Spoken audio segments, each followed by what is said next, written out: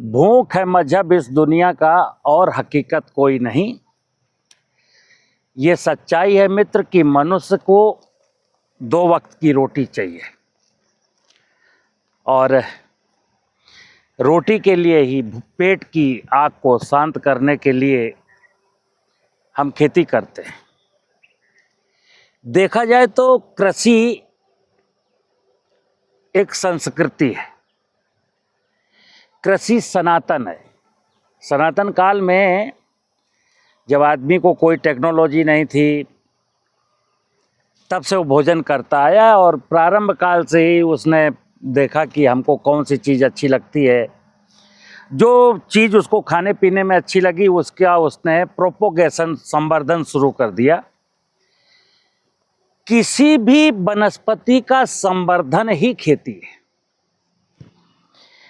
आज का जो युग है मित्रों, हमारे देश में 14 करोड़ किसान हैं और हम जो भाषा बोलते हैं, बहुत सारे बड़े बड़े किसानों को, बहुत सारे लोगों को ऐतराज है, क्योंकि वो बड़े किसानों को देख करके बात करते हैं कि भाई आप क्या बोला करते हैं।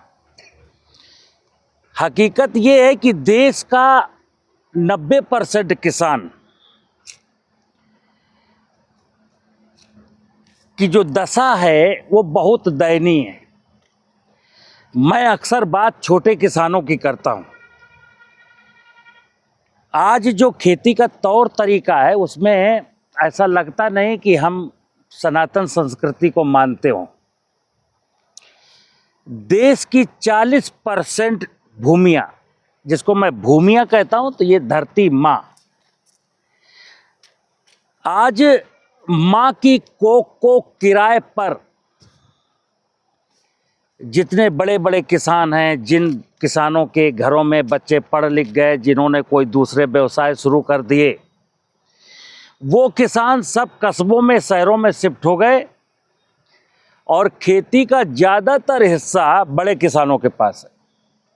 उन्होंने अपनी खेती को किराए पर दे दिया गांव के किसी किसान को कि भाई तुम खेती करो। मां की कोख को किराए पर दे दिया गया, धरती मां की कोख को किराए पर दे दिया गया और जिसने किराए पर लिया वो इस मां के साथ जो कर रहा है वो सभी लोग जानते हैं।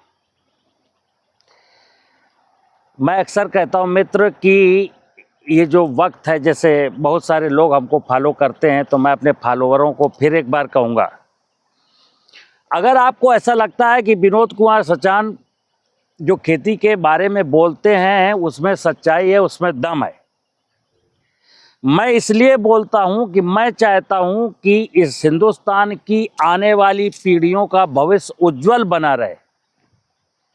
इसलिए सोचता हूं कि शायद सब लोग सुधर जाएं, सबको चेतना आए और मेरी प्रकृति, मेरी धरती माँ, मेरे जंगल, मेरे जलाशय फिर से एक बार मुस्कुरा उठें, ताकि मेरे बच्चे भी आनंद का जीवन जी सकें।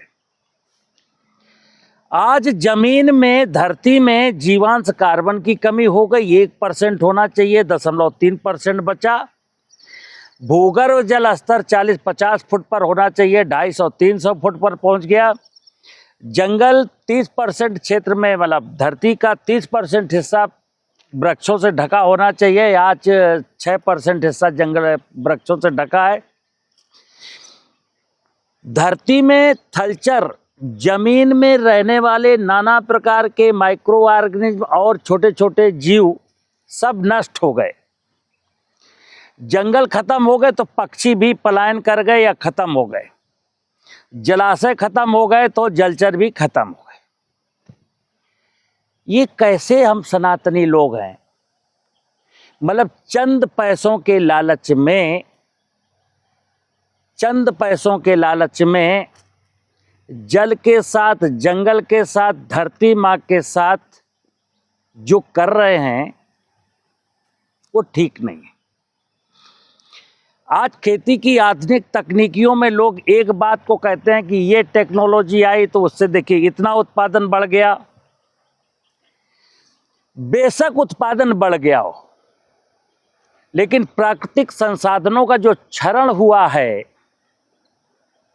प्राकृतिक संसाधनों का क्षरण और बायोडाइवर्सिटी का नष्ट होना, ये संकेत बताता है कि अब आप मनुष्य का भी समय बहुत लंबा नहीं बचा।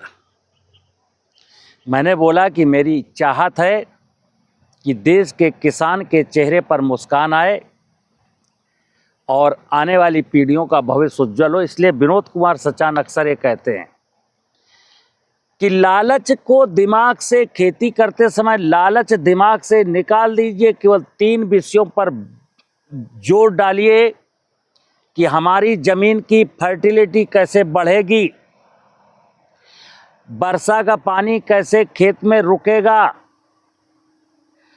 और चिड़ियां वापस कैसे आएंगी। क्योंकि खेती का पूरा जो सूत्र है वो जल, जंगल, जमीन और जीव। जमीन फर्टाइल हो, इसके लिए कुछ करना है। जंगल समृद्धशाली हो, बरसात के सीजन में खेतों की मेड़ों पर नाना प्रकार की वनस्पतियां, पेड़, वृक्ष लगा देने। कोई भी चीज बेचनी नहीं है, जो रेजिड्यू है क्रॉप का, वनस्पतियों का रेजिड्यू बेचना नहीं, फेंकना नहीं, जलाना नहीं है। एक वक्त आएगा, कुछ वक्त तो लगेगा, 2 साल, 3 साल, 4 साल, लेकिन एक वक्त आएगा जब जमीन मजबूत होगी, जब जमीन में वाटर होल्डिंग कैपेसिटी बढ़ेगी, जब जमीन के अंदर की, जमीन के ऊपर की बायोडाइवर्सिटी मुस्कुराएगी, तो पूरा देश हंस पड़ेगा।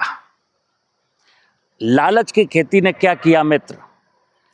आज के ठीक 30 साल पहले जब मैं स्टूडेंट लाइफ के बाद निकल करके नौकरी में आया था, तो हरियाणा, पंजाब के खेती के गाने गाए जाते थे कि खेती हो तो पंजाब जैसी हो, हरियाणा जैसी हो।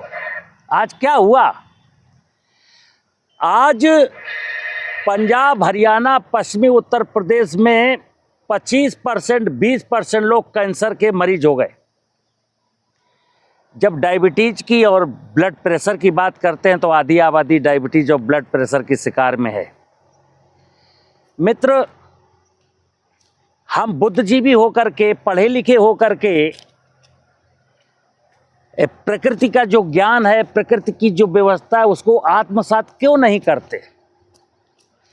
तो आज वक्त है कि हमें प्रकृति की व्यवस्था को आत्मसात करना पड़ेगा। लोभ लालच दिमाग से निकाल देना पड़ेगा और भगवान की, प्रकृति की व्यवस्था के साथ न्याय कैसे किया जाए। आज आम इंसान के साथ न्याय नहीं हो रहा। लोग, कितने न्यायालय हैं, हर जिले में जो है जिला न्यायालय है और करोड़ों मुकदमे पेंडिंग हैं, और ये मुकदमे बढ़ेंगे और न्याय किसी के साथ हो ही नहीं सकता। न्याय जब इंसान प्रकृति के साथ करता है तो फिर यहाँ किसी के साथ अन्याय होता ही नहीं है। क्योंकि मैं अगर हेल्दी भोजन खाता हूँ, मेरे विचार स्वस्थ हैं, तो अपराध की दुनिया में लोग जाते ही नहीं हैं। और ये पेस्टिसाइड और फर्टिलाइज़र वाला भोजन खा करके धरती माता को लूट करके और पानी को लूट करके, और जो मैं कर रहा हूँ ना, उसी का परिणाम है कि आज किसी की किसी से नहीं पटती, पड़ोसी से नहीं पटती, घर में किसी से नहीं पटती और स्वयं से भी नहीं पटती। आज हर व्यक्ति संघर्ष में जी रहा है। लड़ाई अंदर चल रही है, द्वंद्व अंदर है, और द्वंद्व अंदर इसलिए है क्योंकि मैंने परमात्मा की, भगवान की, प्रकृति की व्यवस्था को आत्मसात नहीं किया।